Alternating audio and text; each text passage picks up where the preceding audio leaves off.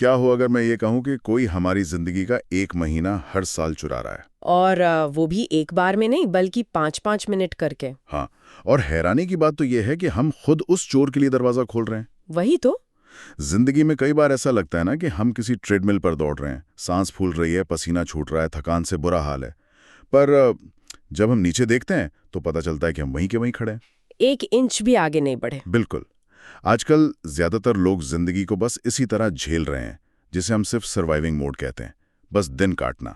लेकिन आज हम जिस टॉपिक पर यह गहरा विश्लेषण करने जा रहे हैं वो उस पूरे चक्रव्यूह को तोड़ने की ताकत रखता है। और ये सच में ज़रूरी है क्योंकि हमारी आदत बन चुकी है किसी बड़े चमत्कार या किसी परफेक्ट रूटीन का इंतज़ार करने की।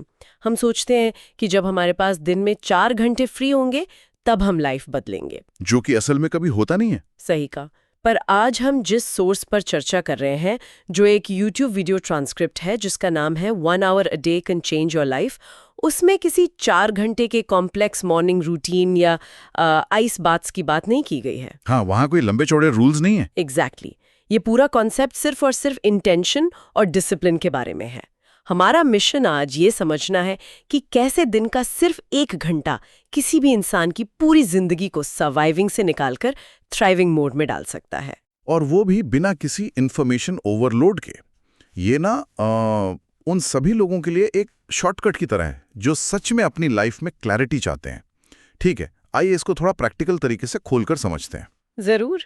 अगर हम थोड़ा गणित लगाएं तो 24 घंटे में से 1 घंटा दिन का सिर्फ 4% हिस्सा होता है। सिर्फ 4%। इसको एक बजट की तरह सोचिए। अगर कोई हमारे बैंक अकाउंट से चुपचाप रोज 4% पैसे निकालने लगे तो हम क्या करेंगे? हम तो पुलिस बुला लेंगे। हाँ, हम बैंक में आग लगा देंगे, लड़ने को तैयार हो जाएंगे। लेकिन हम अपना 4% समय बिना सोचे समझे फोन पर डूम स्क्रॉलिंग करने में, दूसरों की शिकायत करने में या बस बेड पर पड़े रहने में ऐसे ही दे देते हैं। जो कि बहुत अजीब बात है। वही तो, हम अपने टाइम को उतनी वैल्यू क्यों नहीं देते जितनी पैसों को देते हैं?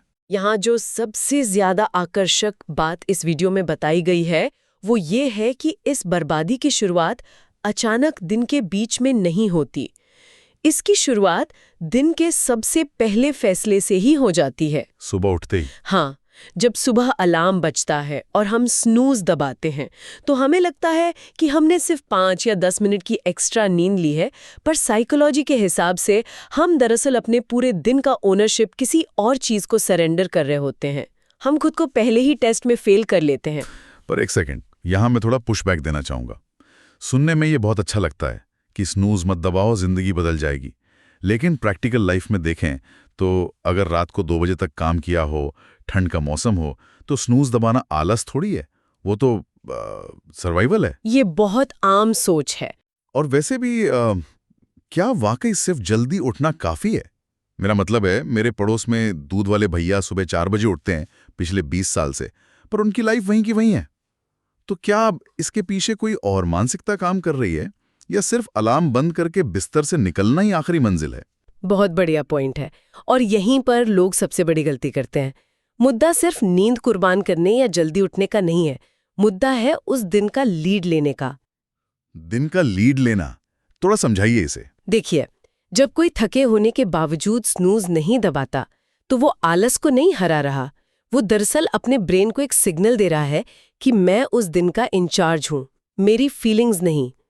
वीडियो में एक बहुत गहरी बात कही गई है कि सुबह का पहला घंटा दिन का सबसे ईमानदार हिस्सा होता है। ईमानदार हिस्सा? इसका आखिर क्या मतलब हुआ? किसी का पहला एक्शन कंफर्ट की जगह एफर्ट का होता है तो वो एक मैसिव साइकोलॉजिकल विन होती है। जो दूध वाले भैया का आपने एग्जाम्पल दिया, वो जल्दी उठते हैं क्योंकि उनकी मजबूरी है, उनका काम है, अब उनका रूटीन है। पर जब कोई बिना किसी एक्सटर्नल प्रेशर के अपनी मर्जी से उठता है तो वो अपने दिन को ओन कर रहा है। पूरा दिन वो इंसान उस कॉन्फिडेंस को कैरी करता है कि मैंने अपने सबसे बड़े दुश्मन यानी अपने आलस को पहले ही राउंड में हरा दिया है। ओके, ये सच में बहुत दिलचस्प है, क्योंकि जब एक बार सुबह उठकर हमने अपने समय पर अधिकार पा लिया तो कहानी वहां खत्म नहीं होती, बल्कि वहां से तो शुरू होती है। बिल्कुल, अगला पड़ाव आता है। हाँ, अगला सवाल तुरंत ही आता है कि इस समय और इस बची हुई एनर्जी का आखिर करना क्या है? वीडियो इस कॉन्सेप्ट को बहुत खूबसूरती से समझाता है कि जीवन हमेशा उधर ही बढ़ता है जिधर हमारा अटेंशन यानी हमारा फोकस होता है। और अटेंशन इन्वेस्ट करना ही सबसे मुश्किल काम है आजकल। सही बात है, क्योंकि यहाँ एक ट्रैप है। आजकल डिस्ट्रैक्शंस अचानक से भटकाऊ नहीं लगते, वो हमें अर्जेंट टास्क लगते हैं, जैसे किसी ईमेल का तुरंत रिप्लाई करना या कोई नोटिफिकेशन चेक करना। मुझे तो ये वैसे ही लगता है जैसे पानी की तलाश में 10 अलग-अलग जगह पर एक एक फुट का गड्ढा खोदना। बहुत सही एनालॉजी है। मेहनत पूरी लग रही है, पसीना भी आ रहा है, पर पानी नहीं मिलता। जबकि पानी तब मिलता जब एक ही जगह पर 10 फुट गहरा कुआं खोदा जाता। एकदम सटीक बात कही आपने। लोग अक्सर मल्टीटास्किंग को और बिजी रहने को प्रोग्रेस समझ बैठते हैं। हम सब इस ट्रैप में फंसते हैं। वीडियो साफ कहता है कि उस 1 घंटे में हमें किसी एक चीज के बिल्डिंग यानी निर्माण पर फोकस करना चाहिए। चाहे वो कोई नई स्किल सीखना हो या हेल्थ बनाना हो। हाँ, या अपना दिमाग शांत करना हो।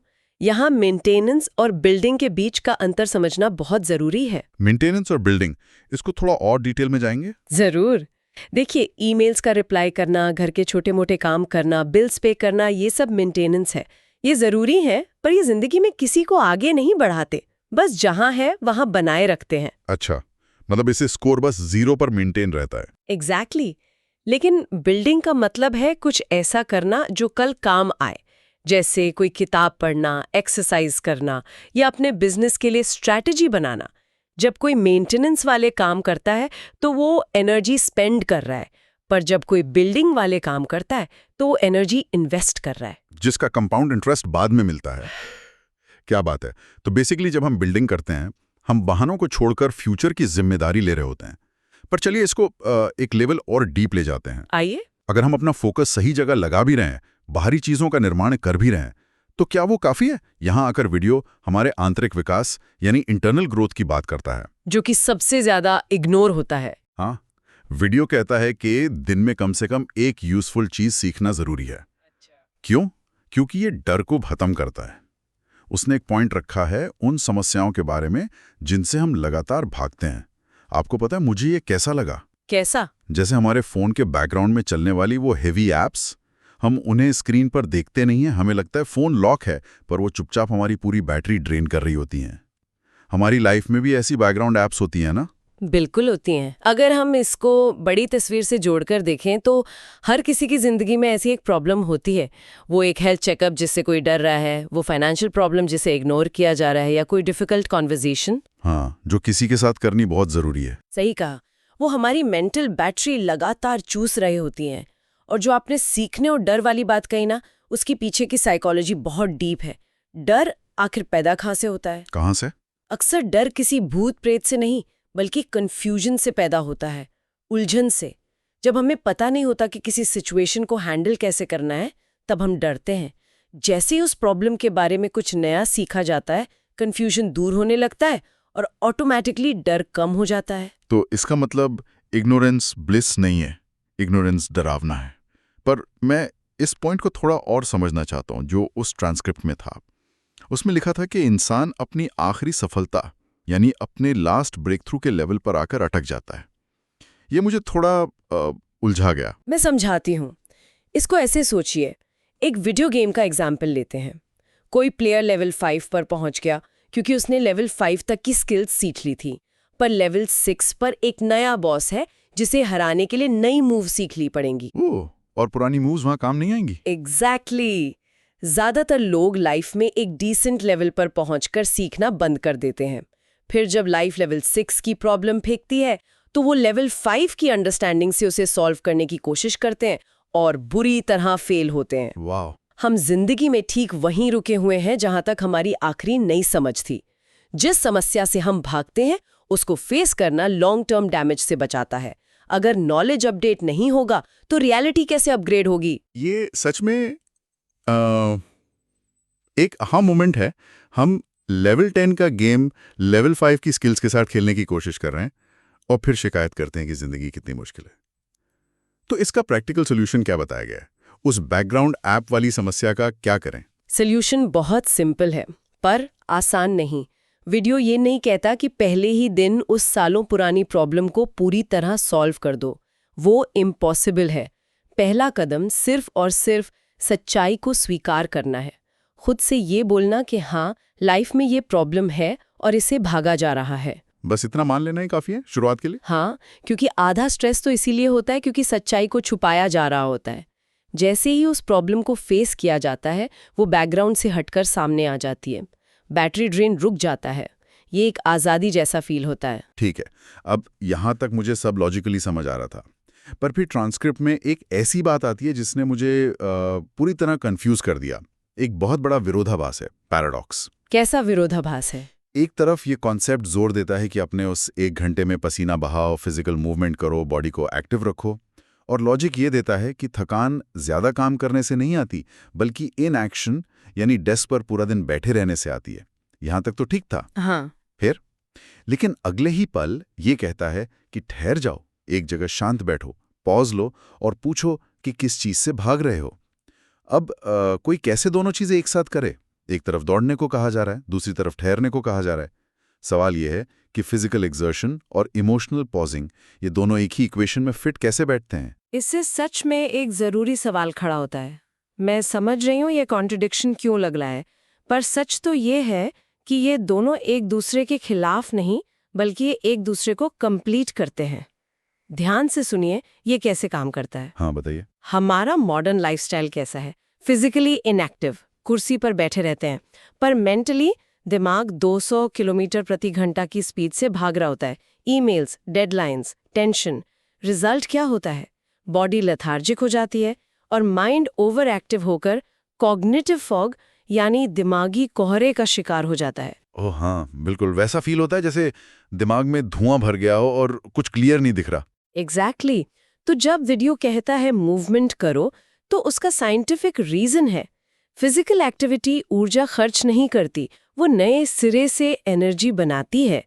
जब वर्कआउट होता है, ब्लड सर्कुलेशन बढ़ता है, ऑक्सीजन ब्रेन तक पहुंचता है और वो दिमागी कोहरा छटने लगता है। मतलब शरीर को थकाना दरअसल दिमाग के अंदर सोई हुई क्लैरिटी को जगाना है। पर फिर वो ठहरने वाली बात कहाँ आती है? जब दिमाग का कोहरा साफ हो जाता है, तब बारी आती है आंतरिक शांति की। जैसा मैंने कहा, माइंड हमेशा भाग रहा है। अगर कोई दिन भर खुद को बिजी रखता है, तो दरअसल किसी डीपली रूटेड इमोशन से बचने की कोशिश कर रहा है। वो बिजीनेस से एक शील्ड है। सही पकड़ा। ठहराव यानी पॉज लेना इसलिए जरूरी है ताकि जब दिमाग शांत हो तो अंदर के शोर को सुना जा सके। वो छिपा हुआ दर्द, गुस्सा या इनसिक्योरिटी जो डिसीजंस को कंट्रोल कर रही हैं, वो तब तक सामने नहीं आएंगी जब तक शांत नहीं बैठेंगे। अच्छा, तो इक्वेशन सिंपल है, शरीर को चलाओ ताकि दिमाग का कोहरा हटे, और फिर दिमाग को शांत करो ताकि उस कोहरे के पीछे छुपी हुई सच्चाई दिख सके। ये बैलेंस ही एक स्ट्रॉन्ग माइंड बनाता है। शरीर को चलाओ कोहरा हटाने के लिए और माइंड को ठहराओ सच्चाई देखने के लिए। ये बहुत पावरफुल थॉट है। अब देखिए, हमने उस 1 घंटे के फ्रेमवर्क को पूरी तरह डिकोड कर लिया। सुबह पर अधिकार जमाना, ध्यान का सही निवेश करना, नया सीखना और मूवमेंट प्लस पॉज का बैलेंस। हाँ, सब कवर हो गया। सुनने में ये सब किसी ब्लॉकबस्टर मूवी की स्क्रिप्ट जैसा लगता है, पूरा मोटिवेशनल। लेकिन, और ये एक बहुत बड़ा लेकिन है, असलियत में क्या होता है? 1 हफ्ते तक पूरा जोश रहता है, 8वें दिन पर ठंड लगती है और हम फिर से उस स्नूज बटन को दबा देते हैं। इसे लंबे समय तक सस्टेन कैसे करें? ये सबसे आम प्रॉब्लम है। वीडियो का आखिरी हिस्सा ट्रैकिंग की बात करता है, पर सच कहूं, दिन के 5 मिनट निकालकर एक नोटबुक में लिखना कि मैंने आज 10 पेज पढ़े, ये बहुत ही बोरिंग लगता है। इसमें कोई एक्साइटमेंट नहीं है। इसकी क्या जरूरत है? आपने बिल्कुल सही वर्ड यूज किया, बोरिंग। और यही सच्चाई है कि सक्सेस उसके कोर में बहुत बोरिंग होती है। लाइफ किसी मूवी का मोन्टाज सीक्वेंस नहीं है जहां 2 मिनट गाना बजेगा और बॉडी बन जाएगी। काश ऐसा होता। हाँ, पर ऐसा है नहीं। ये डेली की बोरिंग मेहनत है। जो एनालॉजी आपने शुरू में एक बार बजट की दी थी ना, उसी तरह ट्रैकिंग एक जीपीएस की तरह है। जीपीएस की तरह? जैसे बिना जीपीएस के हम शायद बहुत तेजी से गाड़ी चला रहे हों, पूरा पेट्रोल फूंक रहे हों, पर दिशा ही गलत हो। बिल्कुल, ट्रैकिंग वही जीपीएस है। अगर एक्शंस को ट्रैक नहीं किया जा रहा तो सिर्फ गेस किया जा रहा है। कागज पर लिखने से एक ब्रूटल ऑनेस्टी आती है, खुद से झूठ नहीं बोला जा सकता। ट्रैकिंग इंटेंशन को नहीं बल्कि एफर्ट को नापने का तरीका है। क्योंकि इरादे तो सबके नेक होते हैं। हाँ, पर एफर्ट सिर्फ कागज पर दिखता है। वीडियो कहता है कि दिन के 5 मिनट ट्रैकिंग करने से सालों का भटकाव बच सकता है। और मुझे लगता है जब कोई नोटबुक में देखता है कि पिछले 5 दिनों में क्रॉस लगाया क्योंकि वर्कआउट नहीं किया, तो वो क्रॉस चुभता है, वो अगले दिन एक्शन लेने पे मजबूर करता है। पर क्या इस ट्रैकिंग का कोई लॉन्ग टर्म साइकोलॉजिकल इम्पैक्ट भी है? बहुत बड़ा इम्पैक्ट है। जब कोई लगातार किसी चीज को करता है और उसे ट्रैक करता है तो एक टाइम आता है जब आइडेंटिटी यानी पहचान बदल जाती है।